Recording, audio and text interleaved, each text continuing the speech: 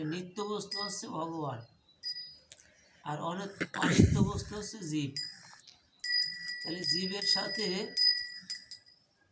ভগবানের যে কি সম্বন্ধ, সেই বিষয়টা জানার নামই হচ্ছে বিজ্ঞান বা বিশেষ জ্ঞান।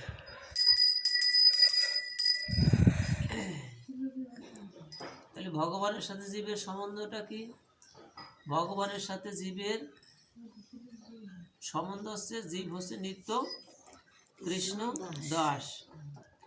এই সম্বন্ধটা তাকে অনুধাবন করতে হবে যে ভগবানের সাথে আমার সম্বন্ধটা কি।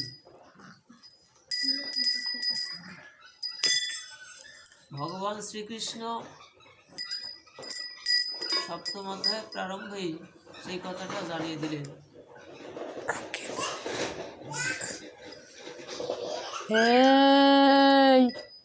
যে মই আসক্ত মনা পার্থ যোগম গুঞ্জন মদাশ্রয় অস্বয়ং স্বয়ং সমক্রমাং যত যায় সুখ। যে অর্জুন, তুমি ভালো করে শুনে নাও, মই আসক্ত মনা, জীব আমাতে আসক্ত থাকে না, জীব থাকে বিষয়ে আসক্ত, জীব থাকে সংসারের প্রতি আসক্ত, এই জড় বস্তুর প্রতি আসক্ত, জীব আমাতে আসক্ত থাকে না। এখন আমাদের যে আসক্ত থাকে,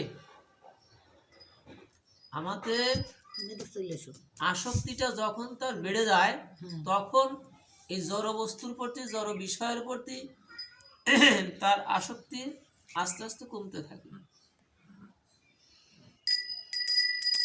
এখন এই ভাবটা যদি তোমাকে হৃদয়ে ধারণ করতে হয়, তাহলে তুমি যত প্রকার যোগ করো, তুমি ধ্যান যোগ, জ্ঞান যোগ,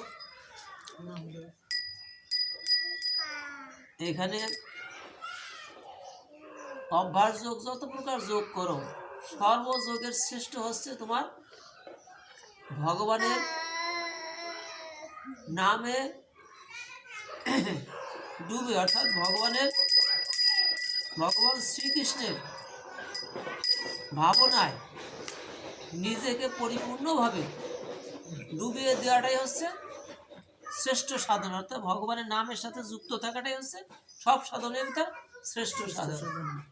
এই সাধন করলে পরা অন্য কোনো দিকে খেয়াল দিতে, শুধু ভগবানের নামের প্রতি যদি আমার ভক্তি বিশ্বাস থাকে এবং ভগবানের নামের আমার আসক্তটা বেড়ে যায়, তাহলে আর কোনো যাগযজ্ঞ হোম তপস্যা কোনো কিছুর প্রয়োজন হয় না। খুব সহজ করে বলে দিলেন। কিন্তু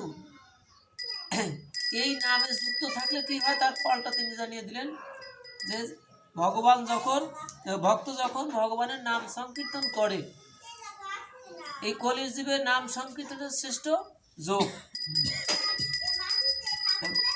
জীব যখন ভগবানের নাম সংকীর্তন করে, ভগবান আর তার নাম, এর ভিতর কোনো ব্যবধান নাই, নামের ভিতরে নামই আছে।